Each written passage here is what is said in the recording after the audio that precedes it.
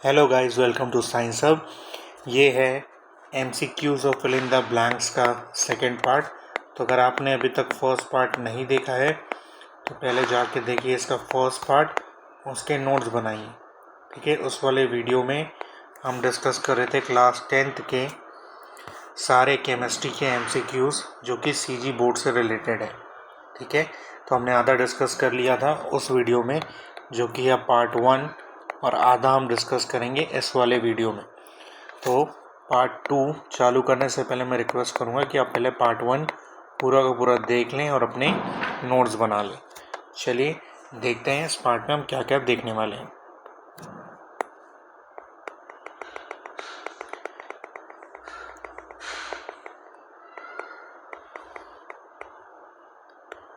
ठीक है, तो ये सारे को इसके पहले के जितने भी क्वेश्चन है वो हम पार्ट 1 में कर चुके हैं। ये लास्ट क्वेश्चन था, तो इससे स्टार्टिंग करते हैं कि सबसे ज़्यादा रिएक्टिव मेटल कौन सा है। ठीक है, क्वेश्चन पूछ रहे हैं कि सबसे ज़्यादा रिएक्टिव मेटल कौन सा है, तो हमको बताना है इसमें से सबसे ज़्यादा रिएक्टिव मेटल कौन सा है। तो फर्स्ट ऑप्शन है हमारा के मतलब पोटेशियम। ठीक है, उसके बाद है नेक्स्ट Li मतलब लिथियम। ठीक है, उसके बाद है नेक्स्ट Pt जिसको हम बोलते हैं प्लैटिनम। ठीक है, उसके बाद है Na जिसको हम बोलते हैं सोडियम। तो कैसे पता चलेगा कि इसमें से सबसे ज़्यादा रिएक्टिव कौन सा है? तो वो पता चलता है हमको किससे?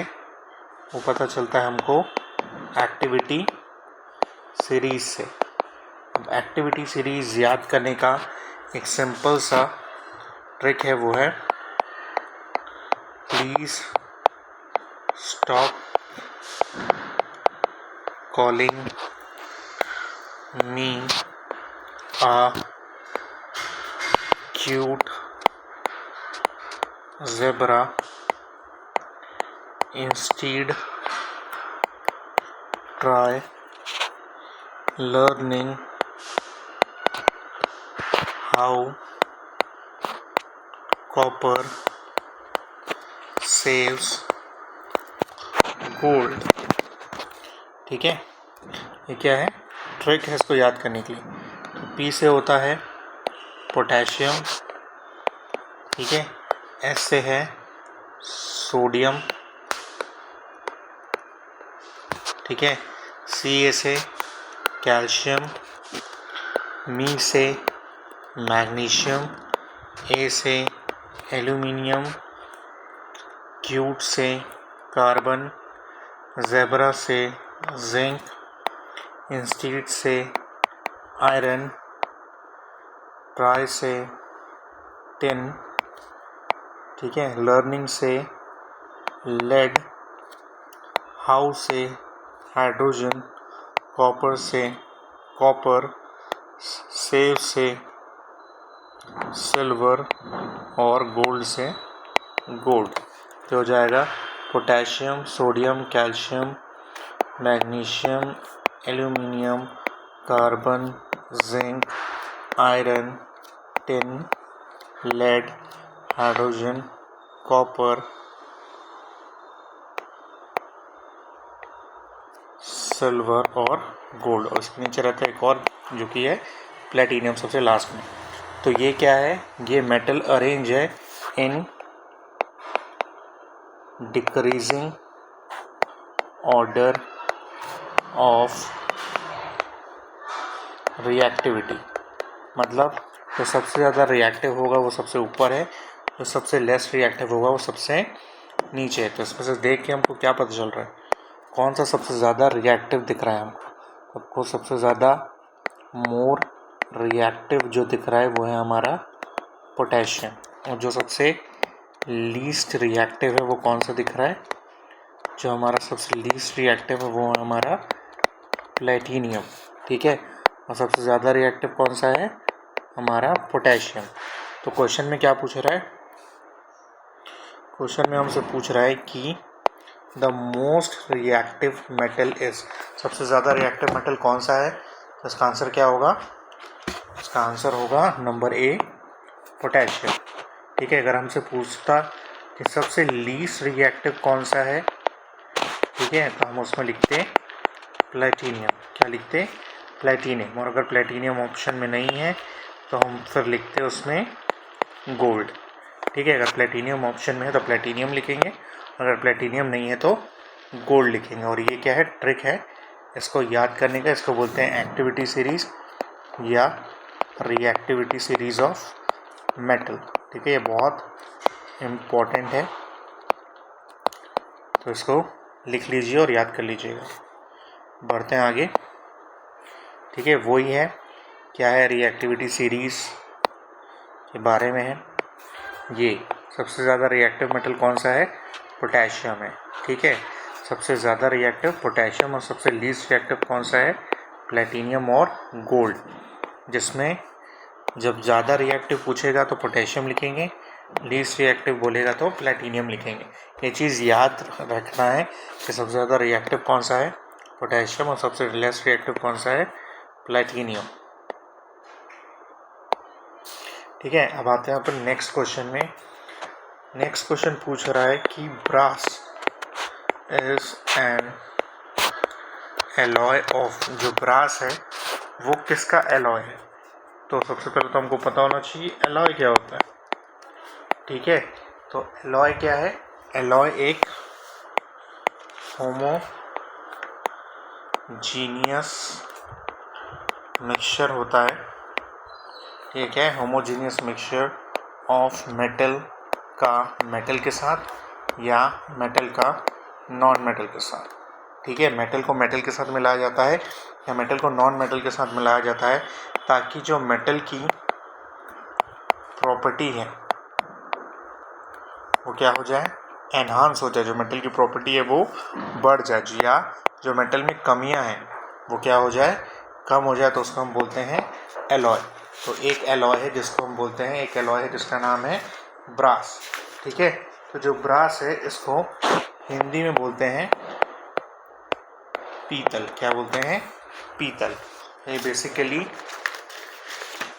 बना हुआ रहता है ये कॉपर और जिंक से, ठीक है। कॉपर और जिंक को मिला के हम बनाते हैं एक एलॉय जिसका नाम है ब्रास। ये हमको याद रखना पड़ेगा कि जो ब्रास है, जिसको हिंदी में कहते हैं हम पीतल, ये बनता है कॉपर और जिंक से। बहुत इम्पोर्टेंट है और ये बहुत बार आया भी है कि brass is an alloy of copper और जिंक। हमको याद करना पड़ेगा कि ब्रास किसका एलॉय है? कॉपर और जिंक का, ठीक है। अब वही है कि एलॉय क्या होता है। तो एलॉय क्या है? मिक्सचर है मेटल विथ अनदर मेटल या non metal to enhance its property. मतलब मेटल के साथ या तो मेटल को मिलाया जाता है या नॉन मेटल को मिलाया जाता है ताकि उसकी प्रॉपर्टी एनहांस हो सके, ठीक है। उसकी प्रॉपर्टी और क्या हो? और अच्छी हो जाए, वो मेटल और अच्छा हो जाए, ठीक है। तो कौन कौन से एलॉयज़ हैं? सबसे पहला है ब्रास, ठीक है। ब्रास किससे बनता है? कॉपर और जिंक को मिलाएंगे तो बनेगा ब्रास, ठीक है। कहाँ पे यूज़ होता है? इलेक्ट्रिकल फिटिंग में यूज़ होता है और डेकोरेशन में। ब्रास मतलब हमारा पीतल हो गया, ठीक है। नेक्स्ट कौन सा है? ब्रॉन्ज। ब्रॉन्ज का मतलब होता है कांस्य, ठीक है। कांस्य पदक होता है ना, कि किससे बना है? कॉपर और टिन से। कॉपर और टिन को मिलाएंगे तो क्या बन जाएगा? ब्रॉन्ज। और इसमें कॉपर और जिंक को मिलाएंगे तो क्या बनेगा? ब्रास, ठीक है। अगर हमको स्टील बनाना है तो मिलाना पड़ेगा आयरन और कार्बन को, ठीक है। जो स्टेनलेस स्टील है, जो अपने हमारे घर में बर्तन होता है, वो किससे बना हुआ है? आयरन, क्रोमियम और निकल से। ये भी बहुत इम्पोर्टेंट है कि स्टेनलेस स्टील किससे बना रहता है। तो स्टेनलेस स्टील बना है आयरन, क्रोमियम और निकल से, ठीक है। इन तीनों को मिलाते हैं तो क्या बन जाता है? Stainless steel. वैसी है ड्यूरामिलम, ठीक है। तो जो ड्यूरामिल है वो किससे बना हुआ है? एल्यूमिनियम से, कॉपर से और मैग्नीज से, ठीक है। और एक चीज़ और होता है जो कि होता है सोल्डर। सोल्डर किससे बना होता है? लेड और टिन से। ठीक है, जो वायर को जोड़ने के काम आता है, सोल्डरिंग करने के काम आता है, वो किससे बना रहता है? लेड और टिन से। ठीक है,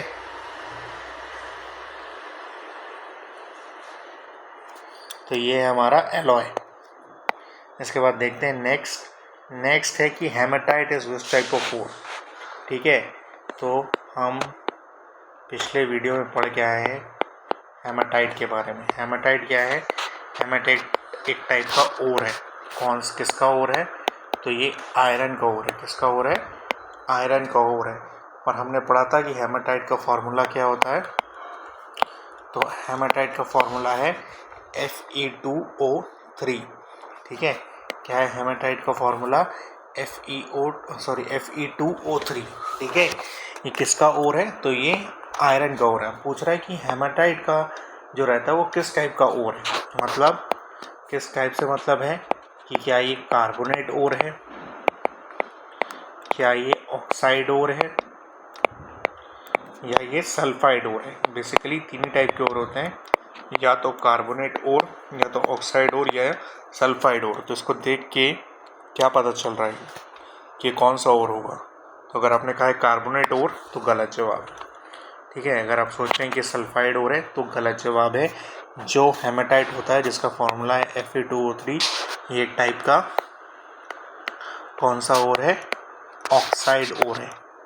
ठीक है, यहाँ पे ऑक्सीजन है तो कौन सा टाइप का है? ये ऑक्साइड ओर है। ठीक है, तो हमको पता होना चाहिए कि कौन सा कार्बोनेट ओर होता है, कौन सा ऑक्साइड ओर है, कौन सा सल्फाइड ओर है। अभी दिया हुआ है इसमें अलग अलग टाइप के ओर के बारे में जानकारी दी गई। ठीक है, तो सबसे पहला है कार्बोनेट ओर। ठीक है, कार्बोनेट ओर में कौन कौन सा आता है? तो कार्बोनेट ओर में आता है कैल्साइट। ठीक है, इंपॉर्टेंट ही देखेंगे। सबसे ज़्यादा इम्पोर्टेंट है कैल्साइट, जिसको बोलते हैं CaCO3, जो कि है कैल्शियम का।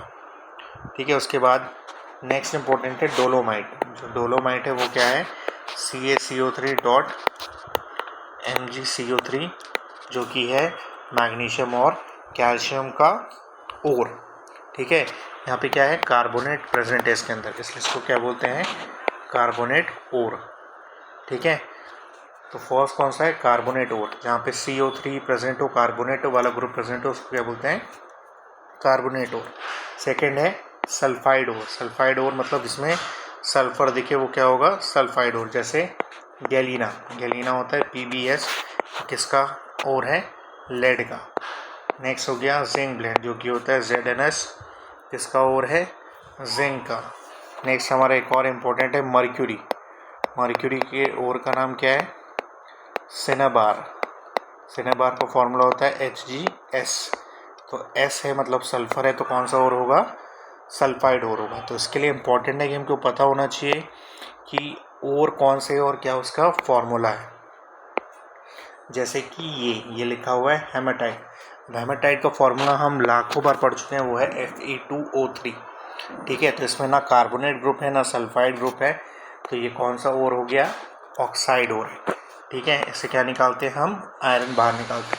एक और आयरन का ओर है जिसका नाम है मैग्नेटाइट। मैग्नेटाइट का फॉर्मूला है Fe3O4। ठीक है, क्या है? Fe3O4। इससे भी हम क्या निकालते हैं बाहर? आयरन निकालते हैं। ये भी कैसा है? ऑक्साइड ओर है। थर्ड है बॉक्साइट। बॉक्साइट का फॉर्मूला है Al2O3.2H2O। ठीक है, किसका ओर है? एल्यूमिनियम का ओर है। ठीक है, नेक्स्ट है टिन का ओर क्या है? SnO2। इसको बोलते हैं कैसीटेराइट। ठीक है, जो कैसीटेराइट है SnO2, ये किसका ओर है? टिन का ओर है। और कौन से फॉर्म में मिलता है? ऑक्साइड के फॉर्म में मिलता है। तो हमको याद रखना पड़ेगा कि जो हेमाटाइट है, जो मैग्नेटाइट है, जो बॉक्साइट है और जो कैसेराइट है, ये सारे के सारे कौन से फॉर्म में मिलते हैं? ऑक्साइड के फॉर्म में मिलते हैं। ठीक है, क्यों याद करना जरूरी है? अब ये पूछा है कि आयरन पायराइट। ठीक है, आयरन पायराइट कौन सा ओर है? तो आयरन पायराइट क्या होता है? आयरन पायराइट का फॉर्मूला है FeS2। ठीक है, आयरन पायराइट का फॉर्मूला है FeS2। अब देख के बताओ ये तुमको कौन सा टाइप का ओर दिख रहा है? क्या ये कार्बोनेट ओर है? नहीं। क्या ये ऑक्साइड ओर है? नहीं। तो कौन सा बचा हमारा सल्फाइड ओर। तो आयरन पायराइड कौन सा होगा? आयरन पायराइड इज कौन सा ओर होगा? आयरन पायराइड है हमारा सल्फाइड ओर। ठीक है, हमको पता होना चाहिए कि क्या है आयरन पायराइड का फॉर्मूला। बढ़ते हैं आगे। नेक्स्ट पूछ रहा है कि right the formula of limestone. ठीक है, लाइमस्टोन का फॉर्मूला पूछ रहा है। तो लाइमस्टोन का फॉर्मूला होता है CaCO3। ठीक है, CaCO3 क्या होता है? लाइमस्टोन का। ठीक है, लाइमस्टोन का फॉर्मूला क्या है? CaCO3। ये सारी इंपॉर्टेंट चीज़ें इनको नोट करके रखना। सॉल्ट, ठीक है, जो घर पे हम टेबल सॉल्ट यूज़ करते हैं उसका फॉर्मूला पूछ रहा है। कौन से कंपाउंड को हम सॉल्ट बोलते हैं या टेबल सॉल्ट बोलते हैं? तो उस कंपाउंड का नाम है, क्या नाम है इसका? इसका नाम है सोडियम क्लोराइड। ठीक है, तो अगर तुमको कोई भी बोले कि सोडियम क्लोराइड लेके आओ तो इसका मतलब वो क्या मांग रहा है? सॉल्ट मांग रहा है, नमक मांग रहा है। ठीक है, इतना बेसिक केमिस्ट्री आपको पता होना चाहिए। बढ़ते हैं आगे। नेक्स्ट चीज़ पूछ रहा है कि क्लोव ऑयल कैसा टाइप का इंडिकेटर है? जो क्लोव ऑयल है वो कैसा इंडिकेटर है? ठीक है, या तो ये नेचुरल इंडिकेटर होगा या ये सिंथेटिक इंडिकेटर होगा या ये ऑल्फैक्टरी इंडिकेटर होगा। ठीक है, तीन ही टाइप के इंडिकेटर हमने पढ़े हैं। एक होता है नेचुरल इंडिकेटर, एक होता है सिंथेटिक इंडिकेटर और नेक्स्ट है ऑल्फैक्टरी इंडिकेटर। तो इन तीनों इंडिकेटर में से कौन सा इंडिकेटर हो सकता है? तो इसका जवाब है कि ये है ऑल्फैक्टरी इंडिकेटर। ठीक है, कैसा है ये ऑल्फैक्टरी इंडिकेटर? इंडिकेटर का काम क्या है? इंडिकेटर का काम है कि वो आइडेंटिफाई करता है कि कोई भी चीज़ एसिड है या बेस। ठीक है, तो जब हम ऑल्फैक्टरी मतलब स्मेल से रिलेटेड है, तो जब हम स्मेल से आइडेंटिफाई करते हैं कि वो चीज़ एसिडिक है या बेसिक है या एसिड है या बेस है उसके अंदर, तो उसको हम बोलते हैं ऑल्फैक्टरी इंडिकेटर। तो क्लोव ऑयल किसका एग्जांपल है? एक ऑल्फैक्टरी इंडिकेटर का। ठीक है, तो देखते हैं ऑल्फैक्टरी इंडिकेटर होता क्या है। तो ऑल्फैक्टरी इंडिकेटर ऐसे सब्सटेंस है जिनका स्मेल चेंज हो जाता है जब हम उनको मिक्स करते हैं एसिड या बेस के साथ। ठीक है, एसिड या बेस के साथ जब हम उसको मिक्स करेंगे, ऐड करेंगे, तो उनका जो स्मेल होता है, जो ओडोर होता है, वो चेंज हो जाता है। तो ऐसे इंडिकेटर्स को बोलते हैं ऑल्फैक्टरी इंडिकेटर। ठीक है, तो ऑल्फैक्टरी इंडिकेटर जो भी होगा जब हम उसको एसिडिक सॉल्यूशन में डालेंगे तो जो उनका ओरिजिनल स्मेल है वो रिटेन रहेगा, मतलब चेंज नहीं होगा। जब भी हम ऑल्फैक्टरी इंडिकेटर को एसिड में डालेंगे तो कोई भी चेंज नहीं होगा, पर जैसे ही हम उसको बेसिक सॉल्यूशन में डालेंगे उसका जो स्मेल है वो क्या हो जाएगा? चेंज हो जाएगा या पूरा का पूरा स्मेल गायब हो जाएगा। ठीक है, तो कौन कौन से चीज़ें हैं जो ऑल्फैक्टरी इंडिकेटर की तरह यूज़ होती है? तो क्वेश्चन में हमने देखा उसका नाम था क्लोव ऑयल। ठीक है, क्लोव ऑयल जो है उसको हम ऑल्फैक्टरी इंडिकेटर की तरह यूज़ करते हैं। ऑनियन, प्याज, ठीक है, प्याज को हम किसकी तरह यूज़ करते हैं? ऑल्फैक्टरी इंडिकेटर की तरह यूज़ करते हैं, प्याज के जूस को या प्याज के पेस्ट को। ठीक है, तो जब इसको हम एसिड में डालेंगे तो कुछ नहीं होगा, स्मेल चेंज नहीं होगा। जैसे ही हम बेस में डालेंगे इसका स्मेल क्या हो जाएगा? या तो फेड हो जाएगा या तो डिसअपियर हो जाएगा। ठीक है, तो क्लोव ऑयल एक एग्जांपल हो गया। एक एग्जांपल हो गया तुम्हारे ऑनियन का जूस, प्याज का जूस।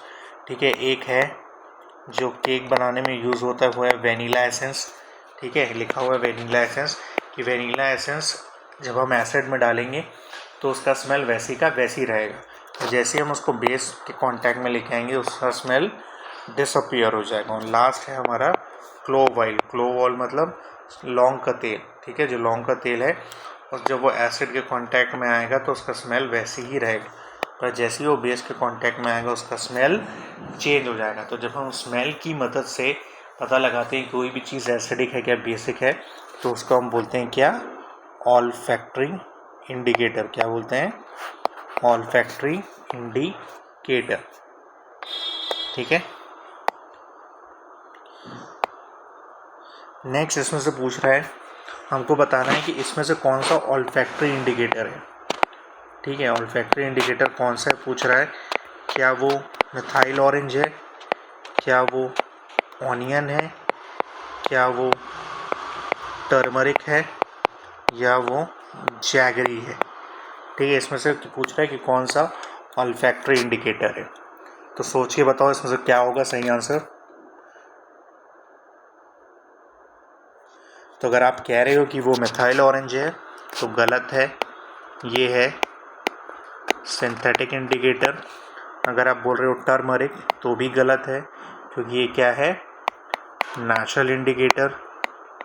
ठीक है, जैगरी का मतलब होता है गुड़, तो ये तो कुछ है ही नहीं। बचा क्या, ऑनियन।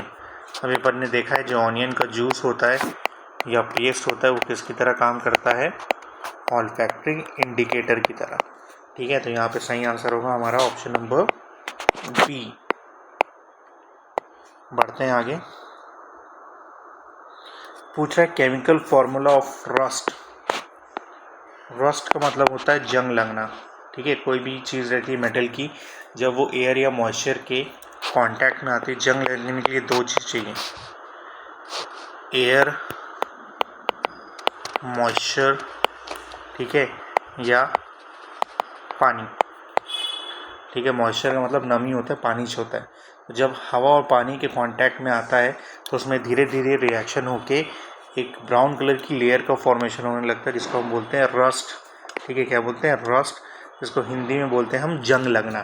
ठीक है, हमारे जो गेट्स होते हैं वो कई सालों तक जब उसमें पेंट लगा रहता है तब तक तो ठीक है, जैसे ही पेंट निकलते जाता है वहाँ पे हवा और पानी मिल के उसको क्या करने लगते हैं, डिस्ट्रॉय करने लगते हैं। और डिस्ट्रॉय करते वहाँ पे एक लेयर बना देते हैं जंग की। ठीक है, जिसको हम बोलते हैं रस्ट। अब वो रस्ट है वो बना है केमिकल चेंज से। ठीक है, क्या है, केमिकल चेंज से बना है। तो इसका फॉर्मूला पूछ रहे कि इसका फॉर्मूला क्या होता है, जंग का फॉर्मूला क्या है। तो जंग का फॉर्मूला है रस्ट का Fe2O3.XH2O। ठीक है, याद रखना पड़ेगा कि जंग का फॉर्मूला क्या है, रस्ट का फॉर्मूला क्या है। तो रस्ट का फॉर्मूला है Fe2O3.XH2O। ठीक है, ये लिखा हुआ है, देखो कि रस्ट है क्या, जो जंग है वो है क्या। तो रस्ट मेनली है हाइड्रेटेड आयरन 3 ऑक्साइड। ठीक है, क्या बोलते हैं उसको, आयरन, हाइड्रेटेड आयरन 3 ऑक्साइड। उसका फॉर्मूला होता है Fe2O3.XH2O। ठीक है, तो अगली बार जब भी जंग देखो कहीं पर भी तो याद रखना कि इसका एक केमिकल फॉर्मूला है जो कि है Fe2O3.XH2O। ठीक है, अब ये रस्ट लगता क्यों है, रस्ट का मतलब क्या है। तो रस्ट का मतलब है कि कोरोजन ऑफ आयरन, आयरन का कोरोजन होता है। क्यों होता है कोरोजन, कोरोजन होता है क्योंकि वो रिएक्ट करता है ऑक्सीजन और पानी से। ठीक है, जब वो ऑक्सीजन और पानी से रिएक्ट करता है आयरन, ठीक है, तो क्या बनाता है, तो बनाता है वो जंग बनाता है, रस्ट बनाता है।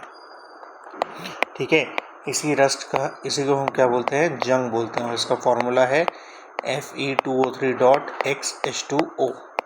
ठीक है, तो जंग लगने के लिए दो इम्पोर्टेंट चीज़ है, एक है तुम्हारा ऑक्सीजन होना चाहिए और दूसरा पानी होना चाहिए। दो चीज़ें हैं, अगर इनमें से एक भी एब्सेंट होगी तो जंग नहीं लगेगा।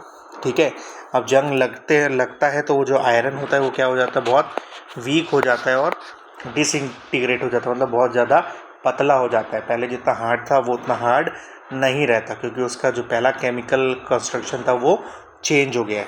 तो हम कैसे बचा सकते हैं किसी भी चीज़ को रस्टिंग होने से या जंग लगने से। तो सबसे पहला चीज़ है कि उसके ऊपर पेंट कर दो। ठीक है, कोई भी चीज़ है अगर उसके ऊपर हम पेंट कर देंगे तो वो डायरेक्ट कांटेक्ट में कभी नहीं आएगा हवा और पानी के। तो अगर वो डायरेक्ट कांटेक्ट में नहीं आएगा हवा और पानी के तो उसमें कभी भी जंग नहीं लगेगा। सेकेंड चीज़, उसके ऊपर ऑयल की लेयर कर दो या ग्रीस की लेयर कर दो। सेकेंड लिखा हुआ ऑयलिंग और ग्रीसिंग। सेम वही चीज़ है कि जब ऑयलिंग और ग्रीसिंग कर देंगे तो हवा और पानी उसके कांटेक्ट में आएगा नहीं, तो हवा और पानी उसके कांटेक्ट में आएगा नहीं तो कोरोजन नहीं होगा। थर्ड है बहुत इंपॉर्टेंट, जिसको हम बोलते हैं गैल्वेनाइजेशन। गैल्वेनाइजेशन का मतलब होता है कि आयरन के ऊपर हम कोटिंग कर देते हैं किसकी, जिंक। आयरन के ऊपर किसकी कोटिंग कर दे रहे हैं, आयरन के ऊपर कोटिंग कर दे रहे हैं जिंक की।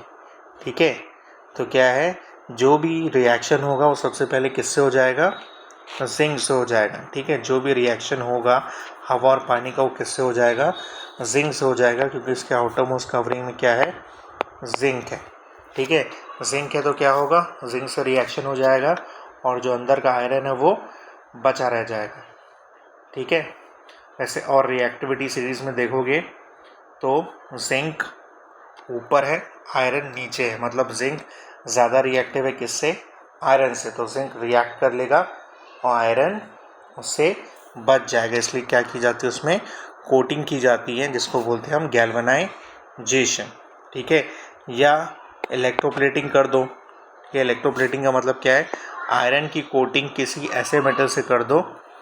ठीक है, आयरन की कोटिंग जब हम करते हैं किससे, क्रोमियम और निकल से, तो उसको हम कहते हैं क्या, इलेक्ट्रोप्लेटिंग। और लास्ट है एलॉइंग।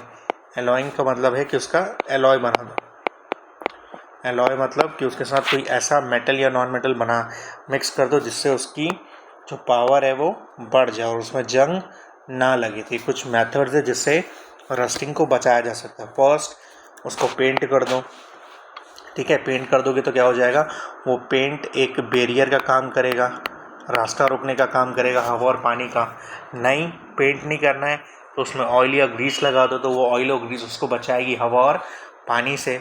दोनों काम नहीं कर सकते तो गैल्वेनाइजेशन कर दो, मतलब उसके ऊपर जिंक की एक कोटिंग कर दो ताकि जिंक से पहले रिएक्शन हो जाए और अंदर का आयरन बच जाए। या उसका इलेक्ट्रोप्लेटिंग कर दो, मतलब उस आयरन को कोटिंग कर दो किससे, क्रोमियम या निकल से।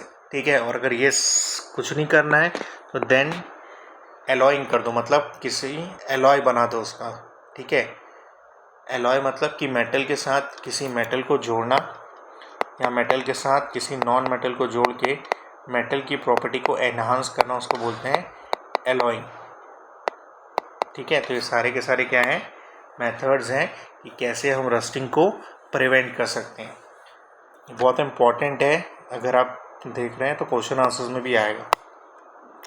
ये होता है यहाँ पे ख़त्म। आपको बहुत बड़ा थैंक यू। ठीक है, अगर आपको अच्छा लगा हो तो लाइक कीजिए, सब्सक्राइब कीजिए। इसके नेक्स्ट वाले पार्ट पे हम इम्पोर्टेंट केमिस्ट्री के क्वेश्चन आंसर डिस्कस करेंगे। ठीक है, बेस्ट ऑफ लक सबको अपने उनके एग्ज़ाम्स के लिए, जो भी क्वार्टरली एग्ज़ाम्स देने वाले हैं।